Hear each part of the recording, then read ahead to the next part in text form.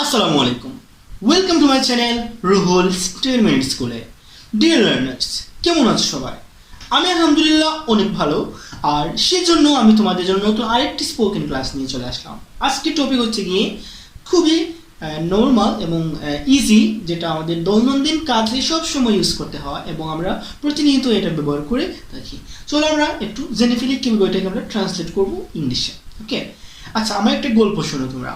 আমি একটি গল্প বলছি এখন, এই গল্পের মাধ্যমেই বুঝিয়ে ফেলবো যে আমরা কোন জিনিসটা আজকে আমরা শিখতে যাচ্ছি। যেমন আমার এক বন্ধু আর আমি দুজন আমরা যাচ্ছিলাম একটা জায়গায় বেড়াতে, ঠিক আছে? তো যাচ্ছিলাম যেতে যেতে আমরা একটি বাড়ি পেলাম। হ্যাঁ, একটি বাড়ি দেখতে পেলাম, কিন্তু বাড়িটি কিন্তু সেই লেভেলের, মানে এত সুন্দর বাড়ি, মানে আমাদেরকে খুব ইজিলি অ্যাট্রাক্ট করে ফেললো, মানে আমাদের চোখটা জুড়িয়ে গেল বাড়িটা দেখে।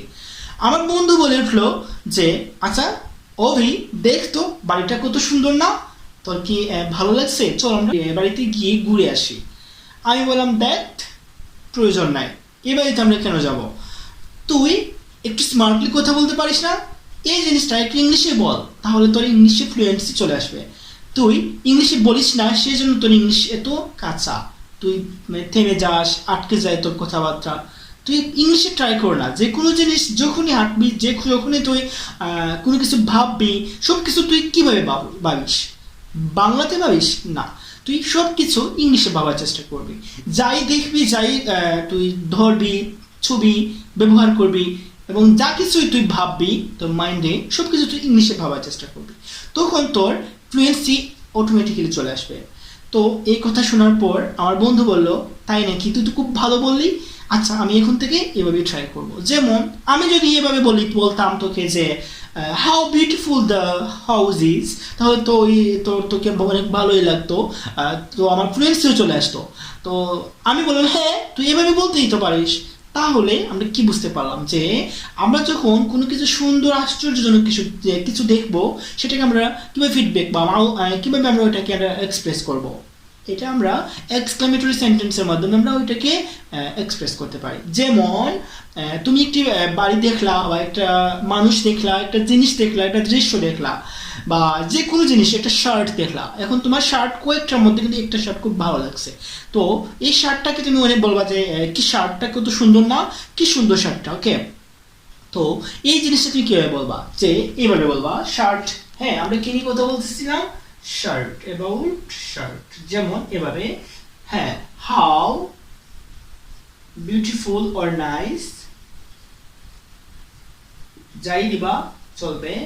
আমাদের একটা অ্যাডজেক্টিভ প্রয়োজন এখানে। হ্যাঁ, আমরা এখানে নাইস দিতে পারি, হাউ নাইস। ওকে, দুটির মধ্যে একটু দিতে পারি, হাউ নাইস বা how beautiful the shirt is. একটা আশ্চর্যবোধক চিহ্ন দিয়ে পেলাম। তাহলে আমরা কি বুঝলাম?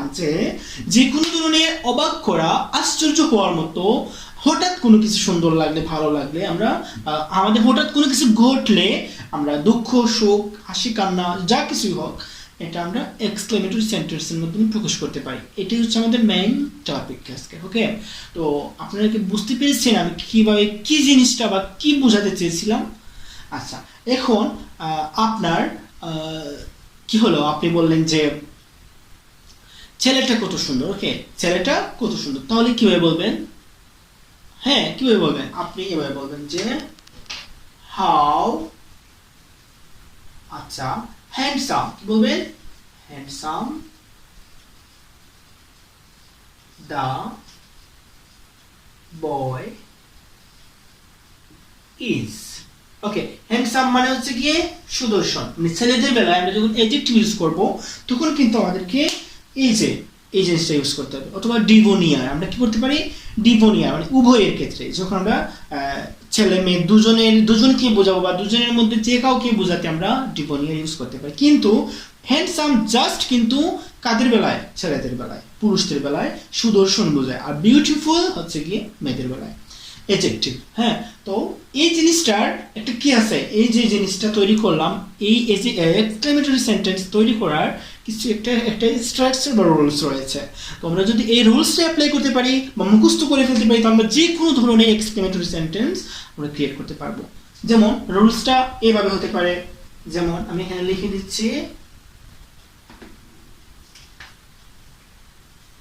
what a or n, ওকে, মানে what a দিয়েও শুরু করতে পারবা আবার what n দিয়েও শুরু করতে পারবা, তারপর হচ্ছে গিয়ে how দিয়ে শুরু করতে পারবা, ওকে, how দিয়ে প্লাস আমরা এই যে what a দিয়ে শুরু করব অথবা what n দিয়ে শুরু করব আমাদের ম্যাচিউর করে, হ্যাঁ, আমরা যেটা যখন প্রয়োজন, আমরা যখন যেটা প্রয়োজন সেটা অনুযায়ী আমরা ইউজ করব what a অথবা what n, how, ওকে। তারপর প্লাস কি করতে হবে, আমাদেরকে অ্যাডজেক্টিভ দিতে হবে, কি দিতে হবে, adjective, ওকে, আমি এখানে সংক্ষেপে লিখছি adjective, ওকে। তারপর সাবজেক্ট, তারপর কি সাবজেক্ট, আপনার যে সাবজেক্টটা আপনি নিয়ে আসবেন ওইটা আপনাকে লিখতে হবে, তারপর প্লাস দিয়ে আপনি কি দিবেন, হ্যাঁ, ভার্বটা কি দিবেন, আপনার যে ধরনের ভার্বটাই দেওয়ার প্রয়োজন বা দিতে দেওয়া দরকার সেই ভার্বটা দিয়ে দিবেন, তারপর একটা আশ্চর্যবোধক চিহ্ন, ওকে। তাহলে আমরা এভাবে কথাও বলতে পারি, ওকে। আচ্ছা, কথা বলার সময় কিন্তু আমাদেরকে আশ্চর্যবোধক চিহ্নটা তো আর আমরা এক্সপ্রেস করতে পারি না, বাট আমরা কথার ভঙ্গিতে, কথার যে আমাদের ভাব রয়েছে সেই ভাবের মাধ্যমে আমরা কিন্তু ওই কোন যে সেন্টেন্সটা বলছি সেটা যে একটা আশ্চর্যবোধক এক্সক্লেমেটরি সেন্টেন্স সেটা কিন্তু এমনিতেই বোঝা যায়, ওকে। যেমন এখানে আমি বললাম হোয়াট এ, হ্যাঁ, হোয়াট এ নাইস কার, হ্যাঁ, okay, what a nice car is, এরকম হতে পারে how nice the girl is, how beautiful the girl is, okay, এরকম আমরা বলতে পারি। তারপর বলতে পারি আমরা how luxurious, okay, how luxurious the mosque is, মানে মসজিদটি কত চাকচমকপূর্ণ, ওকে। আচ্ছা, আমরা এইভাবে কিন্তু এই যে আমি এখানে কি লিখলাম, একটা স্ট্রাকচার লিখলাম, যেমন আমি এই যে এটা যদি আমি একটু এখানে এই অনুযায়ী স্ট্রাকচার যদি বলি, যেমন হোয়াট ইজ অথবা হোয়াট এন্ড হাউ, আমি হাউ দিয়ে শুরু করলাম, তারপর প্লাস এডজেক্টিভ, আমি বিউটিফুল দিলাম এখানে এডজেক্টিভ, তারপর প্লাস সাবজেক্ট দ্য শার্ট, শার্টটা ছিল আমার এখানে সাবজেক্ট, কি সম্পর্কে আমি তথ্য দিচ্ছি, সাবজেক্ট কর্তা আছে এখানে শার্টটা সম্পর্কে, তারপর হচ্ছে গিয়ে ভার্ব ইজ, ওকে। তাহলে আমরা শার্টটা যে কত সুন্দর এটা আমরা বললাম। এটা কিভাবে ক্রিয়েট করতে হবে বা মেক করতে হবে রুলস অনুযায়ী সেটাও আমি দেখিয়ে দিলাম। যদি কোনো প্রশ্ন থাকে তাহলে নেক্সট ক্লাসে আমি নিয়ে আসবো আপনাদের কমেন্টস অনুযায়ী, লাইকস অনুযায়ী। তাহলে ততক্ষণ ভালো থাকুন, নেক্সট ক্লাস অবধি। আসসালামু আলাইকুম, আল্লাহ হাফিজ।